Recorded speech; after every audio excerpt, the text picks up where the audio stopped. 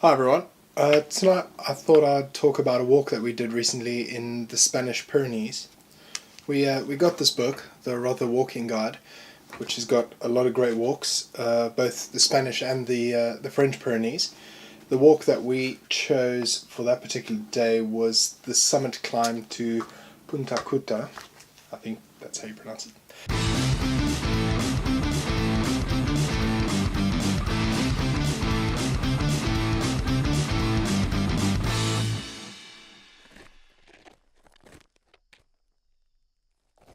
So we started off by parking in the car park for the Rio Ara campsite.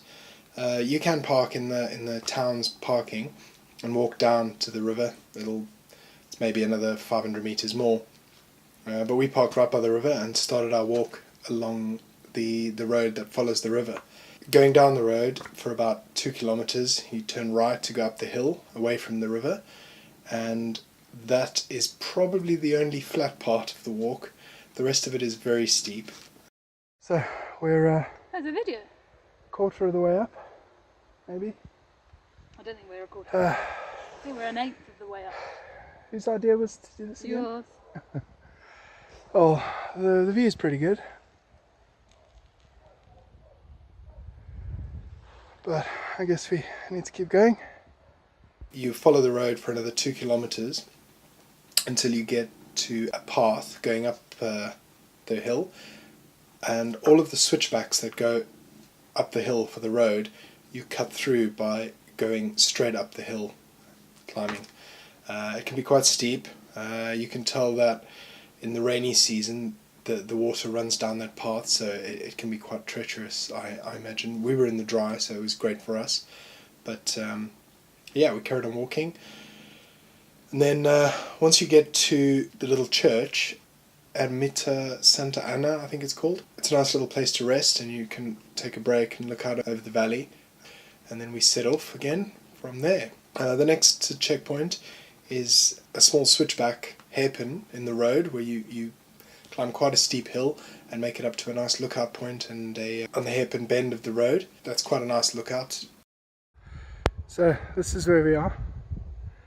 Currently high point, and this is where we still have to go. It's pretty far. More steep climbs up ahead, and then we made it to Miradores del Molar, which is a lovely lookout point. As we approached the lookout point, we didn't know what to expect. But as you crested the top and looked down over the cliff, the view of the valley was mind-blowing. So we're at the lookout, and this is what we see. Hello. Next stop, we're going to that little peak. I thought we weren't going up there. Yeah, we are. My hands are cold. We're going over there. I thought you said we weren't. And we sat there and had lunch. As we arrived, the vultures were flying so close to the edge of the cliff. Unfortunately, I couldn't get my camera out quick enough to take a photo, but it would have been almost touching distance away. I got a couple of shots of the vultures as they were circling, but not particularly great.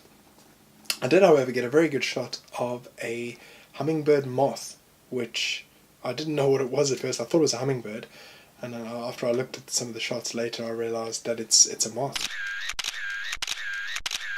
Then there was a nice rest break. We took a seat and had our lunch. I think we brought some soup and some sandwiches with, and then we hit the climb and hit the summit. The summit was good.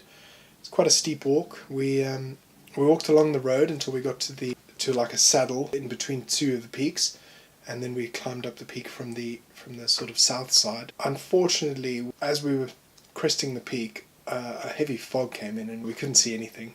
We took a break and waited it out for about 20 odd minutes, and then once it cleared, our view was great. We still couldn't see the peak, the main peak, on the opposite end of the valley, which is Monte Perdito.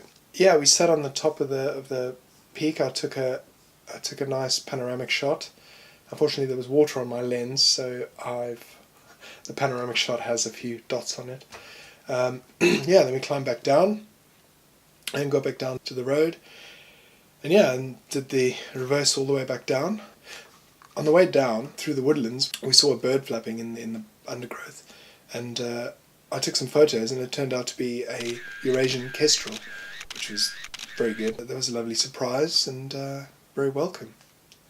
Anyway, all in all, it took us just over 8 hours. I think it was 8.5. It was just getting dark when we got back to the car. Yeah, we were thoroughly worn out. It was quite a walk. I believe elevation gain was 1,200 meters and about 20 kilometers. Yeah, it's pretty heavy going. If you were going to take that on, I would suggest you make sure you're fit enough. It's quite a challenge to take on, but I would definitely suggest it. Brilliant walk. Yeah, so the next time you're in the Spanish Pyrenees, head down to the village of Torla and do the walk. I'll send a link down the bottom to my blog where you can read up about this, and also you can download the GPX and make a track if you want to follow my walk. Thanks. If you like this, subscribe.